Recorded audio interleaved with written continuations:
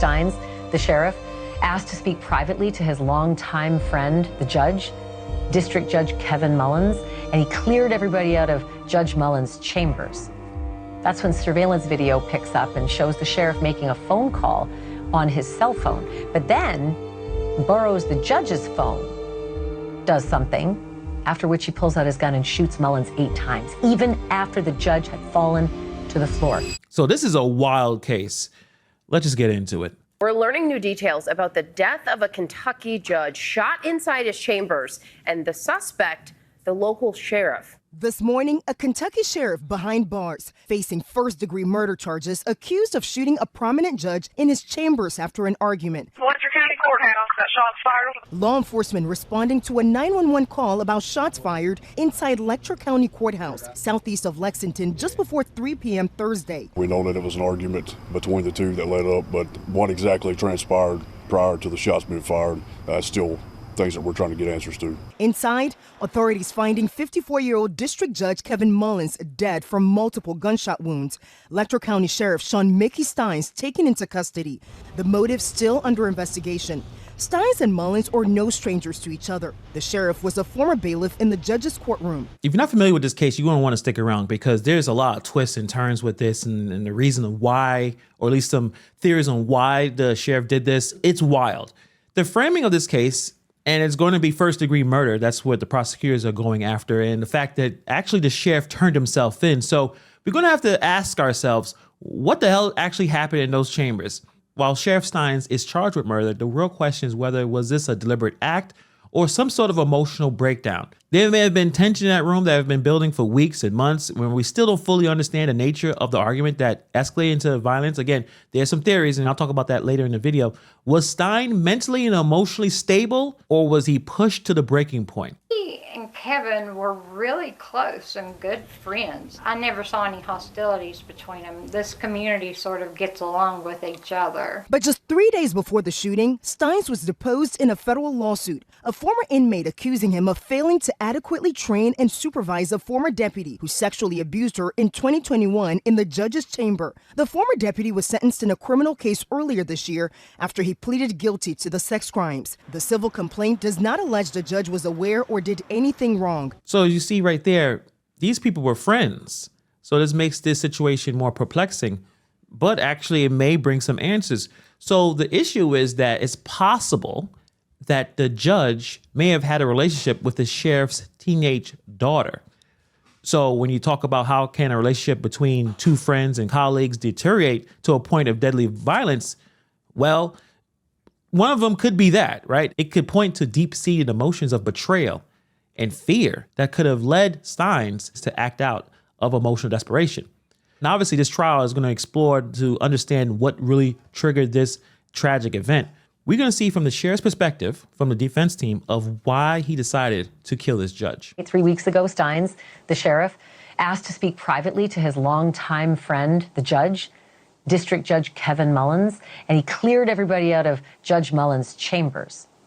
That's when surveillance video picks up and shows the sheriff making a phone call on his cell phone, but then borrows the judge's phone, does something, after which he pulls out his gun and shoots Mullins 8 times, even after the judge had fallen to the floor. Bullets kept going. But the defense lawyer says, for us, the highest level of culpability should be manslaughter, based on the partial defense of extreme emotional disturbance.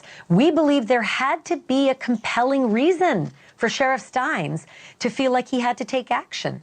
We are looking forward to obtaining additional information and to begin to tell his story. Exactly what might have caused that extreme emotional disturbance? At Sheriff Steins' preliminary hearing last week, a state police detective said that while they were in chambers later that day, the sheriff tried to call his 17-year-old daughter first on his own cell phone, but then he tried to do it on the judge's phone, and then the shooting happened within seconds of that. So this is a real big twist here. So the defense strategy here is aimed at reducing the severity of the charges, obviously.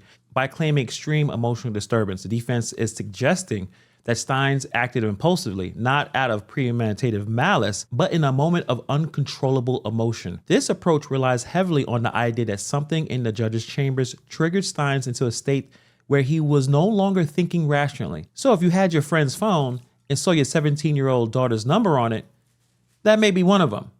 So the brutality of the act, shooting the man 8 times, including after the judge was already on the ground, suggests a level of intent that might be hard to reconcile with his defense, but at the same time, it could be a heat of a moment's decision. Or does the calculated nature of this killing suggest otherwise?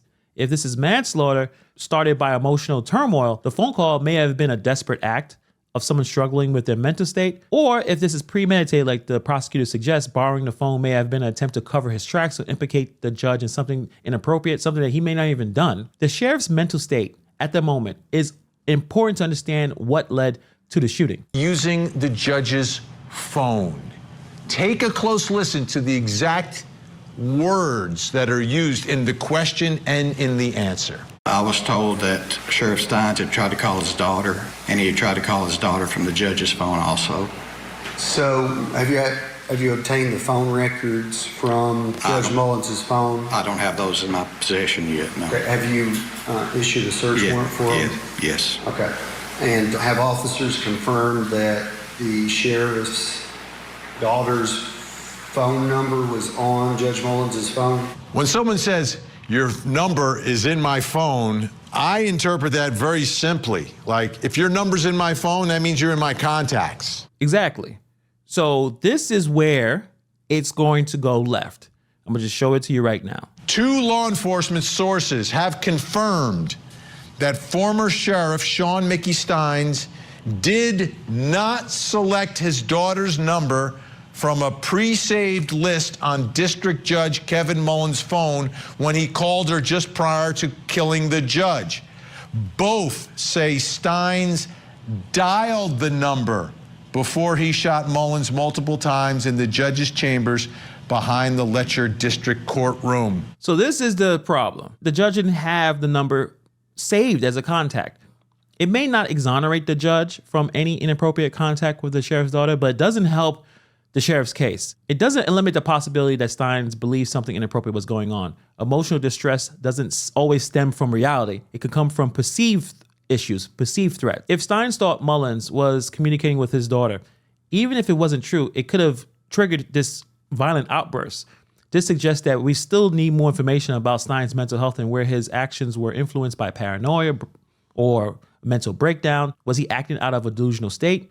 Or there was more basis to his belief that something inappropriate was happening. Because again, why did he take his phone to dial the number to the daughter unless he was trying to plant something? A defense attorney for Steins asked during a preliminary hearing last week if the daughter's number was on the phone, a question to which the detective replied yes. While many have interpreted that to mean the number was saved, 2 separate law enforcement officials with knowledge of what happened said that's not the case.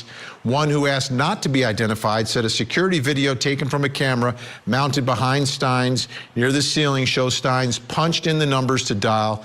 The other Kentucky State Police spokesman, Trooper Matt Gayhart, confirmed the number was dialed and said he knew when the question was asked in the way that it was that the answer would be misinterpreted. This kind of got taken out of context. Mickey had dialed his daughter's number from the judge's phone. It wasn't in there already as far as we know. From the preliminary examination we got to do, Mickey dialed the number. We need to know exactly what happened from Steins' daughter, because this is going to be the whole, basically the whole case is based on exactly what happened in terms of, did the judge and the teenage daughter had an inappropriate relationship? Because if Steins was under immense emotional stress or suffering from mental instability, dealing with the other situation, dealing with the subordinate that got in trouble for sexual assault, he might have convinced himself that the judge had done something inappropriate, even without evidence. The fact that Stein called his daughter before the shooting suggests a man on the edge. He was grappling with a lot of issues, but he dialed the number. The number wasn't saved in the phone. So to truly understand what happened, we need testimony from his daughter and have a deeper look into exactly what was going on with Steins at the time of the crime. Was this an act of a man who felt betrayed and acted out of rage, lost his mind? Or was this a calculated plan to silence the judge? Did he know that there was a camera in the chambers? I would assume him being a sheriff and once being a bailiff that he would know there's cameras there. Did he not care about it? Is there something going on here? I have no idea. We'll see as this gets into trial. This man is fighting for his life literally because Kentucky has a death penalty. And by killing a judge, they probably will put you in a death penalty. We will follow this case to see exactly what was going on because it's confusing as hell. Let me know, what is your thoughts? What do you think happened in that situation? Put in the comments below. Thank you for taking time to watch this video, and I see you guys in the next video.